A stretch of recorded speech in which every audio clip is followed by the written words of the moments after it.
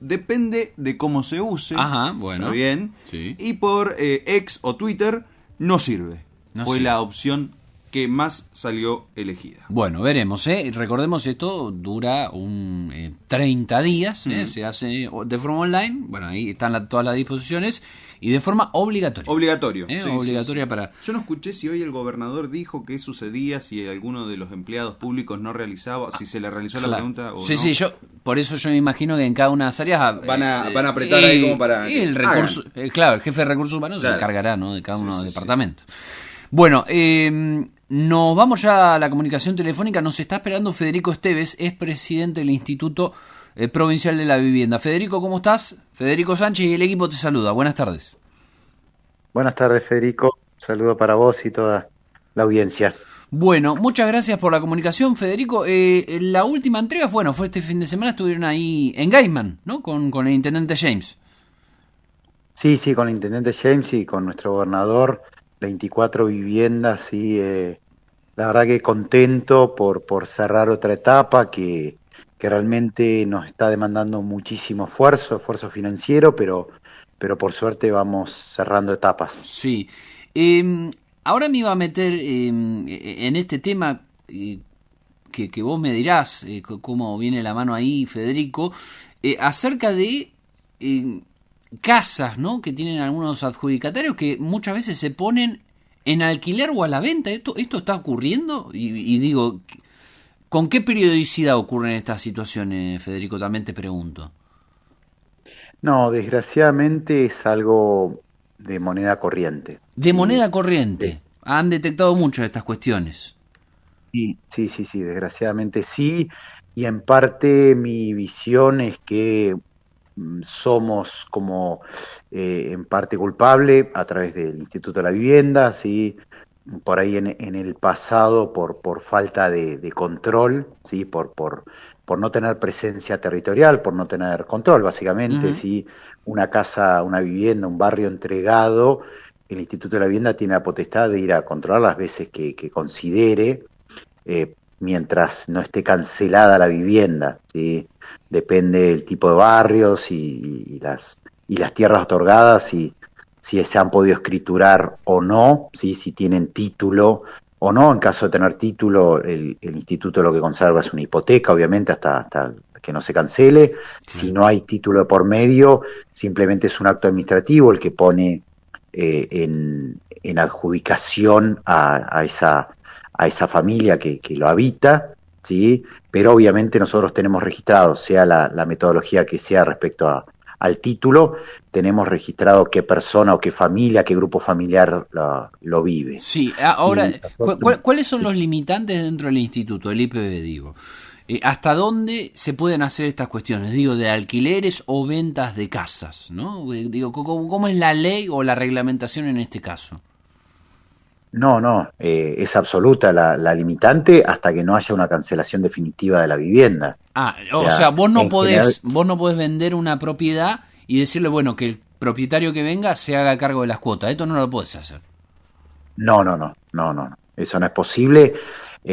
A ver, puede haber en vías de absoluta excepción alguien que por gente, no sé, por decir de prefectura, ¿sí?, que viene y expresa que tiene un traslado laboral afuera de la provincia, pero serían de esos casos absolutamente excepcionales, y sobre todo lo que tiene que quedar absolutamente claro, debe presentarse en el Instituto de la Vivienda a blanquear esta situación, que sería algo excepcional. Sí. El común de los casos tiene que cancelar la vivienda y después sí, obviamente una vez cancelada dispone, pues un bien propio que lo adquirió con el paso del tiempo. Claro. Pero en el mientras tanto no puede ni alquilarlo ni venderlo.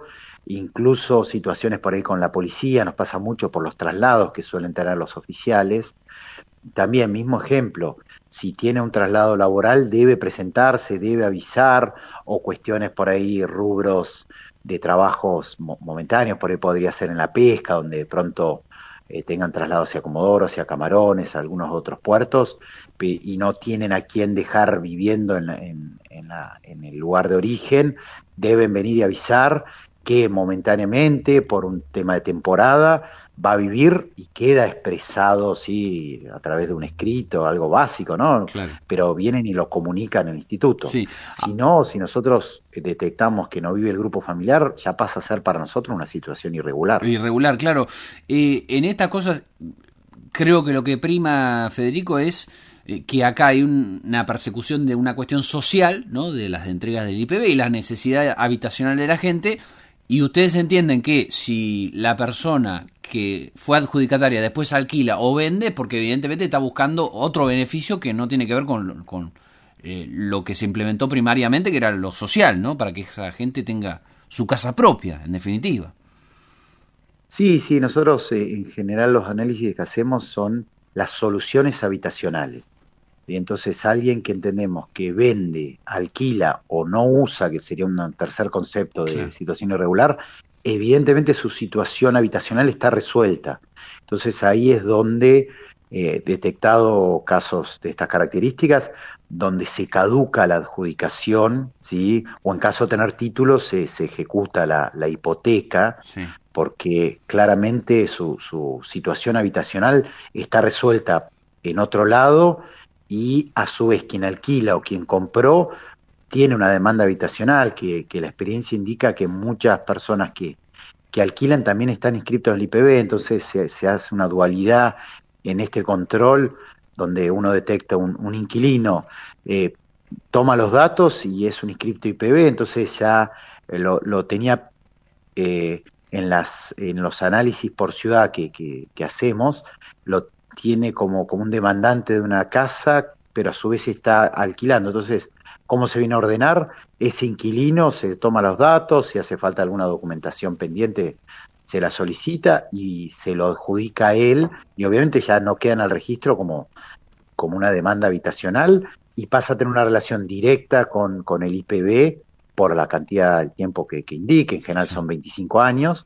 nuestras cuotas son de 25 años, pero en definitiva, en vez de pagar un alquiler, nos termina pagando al IPB su solución habitacional, y después de todas las cuotas su casa queda Ahora, su casa. Te pregunto, Federico, ahí vos bien lo decís, ¿no? Acá están emprendiendo un control mucho más riguroso de esta situación, de estas irregularidades, y digo, en lo que va de la gestión, ¿no? Bueno, son un poquito más de 6 meses, pero se ha tenido varios casos de esto de interrumpir los contratos a partir de estas situaciones que fueron encontrando. Digo, ya esto lo están poniendo en la práctica, es decir, bueno, se corta el contrato porque acá no está funcionando. Sí, claramente en los casos que no tienen título, cuando es con título es un poquito más complejo, porque en realidad son titulares de la vivienda, simplemente que nosotros al tener la hipoteca no podrían hacer la venta,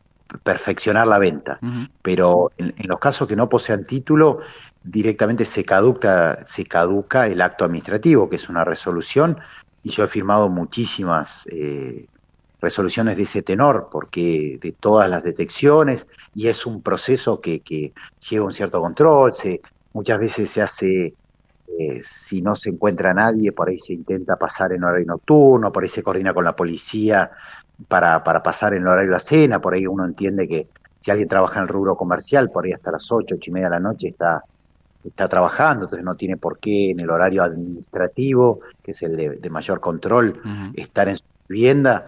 Uno o los empleados de IPB tienen ojo y uno se da cuenta cuando una casa no está siendo habitada o simplemente es gente trabajadora que hay que ir en horario nocturno. Sí, pero se van más de una ocasión, ¿sí?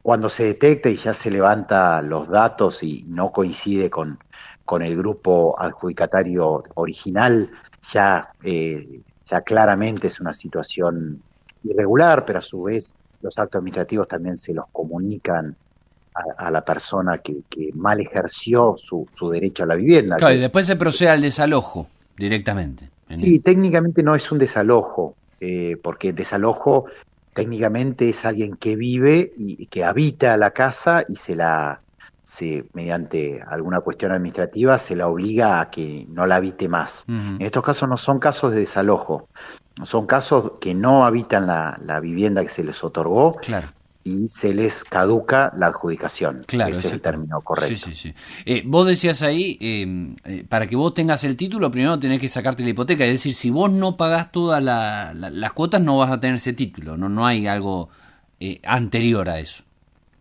No, eso depende un poco de los barrios y de la historia del IPB. Hay barrios que por ahí hechos, por ejemplo, en la ciudad de Trelew, que la tierra que, por ejemplo, nos otorgó el municipio, si ya estaba perfeccionada la transferencia hacia el Instituto de la Vivienda, se podía llegar con la escritura a nombre de cada uno de los adjudicatarios. Responde al momento de la entrega y cómo estaba dominialmente esa tierra, la tierra original. Eso marca que se pueda escriturar. Muchos de los casos no, por el motivo que sea en el pasado, no se llegó con esta acción previa, entonces nunca se pudo escriturar. Y lo que se termina haciendo es la escritura individualmente a medida que van cancelando el total de las cuotas. Sí, y se hace en forma individual. ¿Ustedes detectaron, Federico, algún lugar en particular, alguna localidad donde es más habitual esta metodología irregular? No quisiera mencionar, en Comodoro hemos detectado mucho, ¿sí? Y mi análisis es que por ahí responde a por ahí la densidad poblacional. No, incluso el rubro petrolero marca que de pronto tenés habitantes que por ahí vienen a la ciudad, sí, pero no son nativos de la ciudad de Comodoro Rivadavia. Por ahí se pasan 15 años trabajando en el rubro petrolero, pero en cierto momento por ahí llegan a su jubilación o alguna cuestión por estilo, ¿sí? Y no tienen su raíz familiar ahí en la ciudad y por ahí se mudan. O, por ejemplo, en este momento con la salida YPF también está sucediendo que por ahí hay gente que su origen laboral a través de YPF se ve interrumpido y por ahí hay más oleadas migratorias, para resumirlo rápidamente. Sí. Pero también en Trelew, también en Rawson, ¿sí? En Puerto Madryn, hemos detectado casos también de las mismas características. Bien, lo último te pregunto también, Federico, tema de la cuota. ¿Hoy en cuánto está la cuota del IPB? ¿No? Porque hubo algunos reclamos también de lo que había subido la cuota, si lo comparás con créditos privados. ¿En cuánto está eso? ¿Y cómo lo administran? No, hago un recuento rápido. Las viviendas entregadas antes del 2018, ¿sí? Son, si la persona, la familia se mantuvo con la cuota al día, tienen una cuota fija en pesos, o sea, lo pactado es un determinado monto en pesos. Sí. Que por ahí uno, si expresa el monto, seguramente sea bajo 6.000, 7.000 pesos el monto de la cuota mensual. Sí. Cosa que hoy parece irrisorio, pero fue lo pactado en su momento. 2018, exacto. Sí. Del 2018 para atrás. Sí. Si esa familia incurrió en deuda, hubo un corte en el 2023, en abril del 2023, hace un poquito más de un año, y quienes poseían más de 5 cuotas pasaron al sistema de UBIs, que son unidades de vivienda, que en la jerga lo que se conoce como cuota variable, porque el UBI es lo que pasás a deber es una cantidad de UBIs, que para la explicación fácil es como decir una cantidad de ladrillos, y todos los meses hay que determinar cuánto vale el ladrillo. El UBI lo determina el Banco Central de la República Argentina, el monto que acompaña el costo de la construcción. Sí. Entonces, si hubo deuda a momento de abril 2023, esa familia, ese adjudicatario, pasó a tener su cuota en UBIs. En general también con cuotas relativamente bajas. Ya cuando estamos más cerca en el tiempo, ya a partir del 2018, los barrios entregados ya se entregan y se pactan ya de primer momento la cuota en UBIs o en cuota variable. Bien. Las cuotas un poquito anteriores, por ahí estamos hablando de 80.000, 90.000 pesos, y las primeras cuotas de por ahí podían ser algo tipo 100, 110 UBI. Un poquito más cerca en el tiempo, ¿sí? Depende la tipología de vivienda, pero estamos más en los últimos barrios que hemos entregado, cuotas más de 160, 170.000 pesos, sí. ¿sí? Pero estamos hablando de una vivienda nueva, que en muchos casos por ahí son de 3 ambientes. Sí, claro, la cuota Quería ir el datito porque ya nos estamos yendo. Te agradezco, Federico. Entonces, bueno, los valores también con las cuotas del IPB que, bueno, nos dabas ahí un pantallazo general. Muchas gracias por la comunicación. Un abrazo grande. Bueno, un saludo a usted y a toda la audiencia. Hasta luego. Federico Esteves, del Instituto Provincial de la Vivienda, hablaba con nosotros. Bueno, nos vamos. Nos fuimos. Nos vamos. Sigan con la programación. Ya viene la conversación con Fernando Asiuto. Y nosotros nos reencontramos mañana, miércoles, mitad de semana. Como siempre, desde las 18. Nos encontramos para conversar.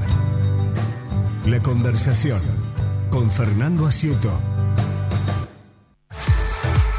Con Plan Óvalo de Pedro Corradi tenés la oportunidad única para adquirir tu Ford Maverick, Ford Territory o Transit Van con beneficios imperdibles. 6 cuotas fijas, bonificaciones